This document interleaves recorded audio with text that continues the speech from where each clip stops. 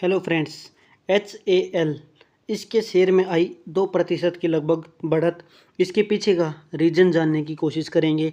क्या ऐसी न्यूज़ आई है जिसकी वजह से इसके प्राइस में हाइक मिला है, आगे चल के कौन से हमें टारगेट दे सकता है, उनको भी जानने की कोशिश करते हैं। यहाँ पर देखिए दोस्तों, ये एक शानदार न्यूज़ हमारे सामने निकल के आई है HAL को लेकर। अरावली इंजन्स, आर्मी और नेवी क्या कर रही है।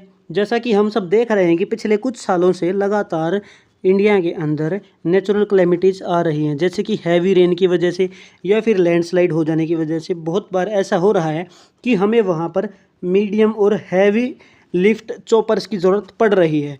तो उसके लिए हम क्या कर रहे हैं, अभी जो HAL वो क्या कर रही है, अरावली इंजन की सहायता से एक एडवांस चॉपर बना रही है जो नेवी और आर्मी दोनों के लिए काम आएगा। अगर हम इसको बात करें, पूरी न्यूज़ को देखें तो engine is being develop for 13 tonne medium lift class Indian multi role helicopter, ये हो गया आर्मी के लिए, और डेक बेस हो गया नेवी के लिए। तो ये एक न्यूज़ है शानदार, जिसका इफेक्ट HAL के शेयर प्राइस पे हमें देखने को मिल सकता है। अब बात करेंगे, एक सबसे पहले इंपॉर्टेंट चीज़ यहाँ पे बता देता हूँ कि जितने भी डिफेंस के स्टॉक्स हैं वो करेक्शन में लगे हुए हैं, यानी कि उनमें गिरावट देखने को मिल रही है, वो अपने प्राइस को करेक्ट कर रहे हैं। अब अगर उन चीज़ों को आप पीछे भी जाके देखोगे ना, बैक टेस्ट करोगे, तो वहाँ पे भी हमें पहले गिरावट देखने को मिली है। इसके लिए हमें अपनी कंपनीज़ के ऊपर भरोसा होना चाहिए कि वो फंडामेंटली स्ट्रॉन्ग है। उसके बाद उनके नंबर्स पे भरोसा होना चाहिए कि उनके अच्छे नंबर्स हमें मिले हैं। बस प्राइस में करेक्शन होती रहती है, फंडामेंटली स्ट्रॉन्ग स्टॉक्स हमें आगे चल के लॉन्ग टर्म में अच्छे रिटर्न हमेशा देते रहते हैं।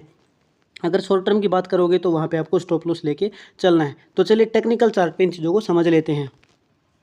न्यूज़ के बाद दोस्तों, अब अगर टेक्निकल की बात करें तो ये गिरावट यहाँ पे आप देख रहे हैं, 1 महीने से गिरावट है। ऐसी गिरावट दोस्तों इस स्टॉक में पहली बार नहीं हुई है। अगर आप पीछे की तरफ जाओगे तो ऐसी गिरावट आपको पहले भी देखने को मिल चुकी हैं।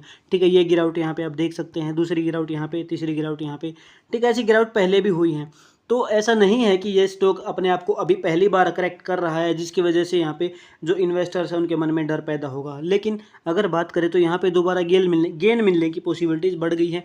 अब यहाँ पर अगर आप देखोगे इस स्टॉक को, तो ये मूविंग एवरेज 100 के ऊपर आ चुका है। यहाँ से पहली बार रिट्रेस किया, अपने आप को साइडवेज किया, दोबारा से रिट्रेस लिया, एक ग्रीन कैंडल बनी है। अभी हमारा जो टारगेट रहेगा, अगर ये प्राइस 4817 के ऊपर क्लोजिंग देता है तो अच्छे टारगेट हमें मिलने की पॉसिबिलिटीज़ हो जाएंगी। जिसमें हम अगर अपने टारगेट्स की बात करेंगे तो टारगेट के लिए आपको यूज़ करना होता है, जैसे कि मैंने आपको बताया, पिवट्स ट्रेडिशनल, इसको अगर आप यूज़ करते हो तो काफ़ी सही आपको इंडिकेशंस मिलेंगे। जैसे यहाँ से अगर आप इस बात को देखोगे तो पिवट लाइन है, इसके ऊपर से इसको सपोर्ट लेना था, और जो सपोर्ट वाली लाइन होती है वो पहले कहीं ना कहीं रजिस्टेंस रही होती है। तो यहाँ पे इसको एज ए रजिस्टेंस यूज़ किया, प्राइस ड्रॉप हुआ, अब S1 के आसपास प्राइस आ चुका है। इससे ऊपर थोड़ी सी मूविंग एवरेज 100 वाली लाइन है, यहाँ से अगर ये सपोर्ट लेता है तो पहला पिवट लाइन का टारगेट मिलेगा 5035 का, और दूसरा टारगेट हमें मिलेगा 5561 का। अभी अगर नीचे की तरफ इस लाइन को ब्रेकआउट देता है तो नीचे हमारा जो सपोर्ट लाइन है वो S1 रहेगा 4396, दूसरा सपोर्ट रहेगा 4200, और उससे अगर नीचे चला जाता है तो 3871 का सपोर्ट यहाँ पे हमें देखने को मिलेगा। ठीक है, तो मुझे उम्मीद है वीडियो आपको पसंद आ रही है। जैसे कि अगर आप पीछे भी देखोगे तो S1 पे सपोर्ट लिया गया है, यानी कि ये जो पॉइंट है इनको आप मार्क करके रखिएगा, इन पे सपोर्ट मिलने की पॉसिबिलिटीज रहती है। और अगर टारगेट देखोगे तो R1 के पास से ही प्राइस वापस नीचे आया है, तो ये रेजिस्टेंस है, इनको हम टारगेट 1 और टारगेट 2 भी कह सकते हैं। तो मुझे उम्मीद है वीडियोज आपको पसंद आती हैं। मूविंग एवरेज 100 यूज़ करके देखिएगा, पिवट ट्रेडिशनल आप खुद से भी यूज़ करिएगा ताकि आपको चीज़ें समझ में आए। तो मुझे उम्मीद है वीडियो आपको पसंद आई है। वीडियो पसंद आती है वीडियो को लाइक करें और चैनल को सब्सक्राइब करना ना भूलें। Thank you very much.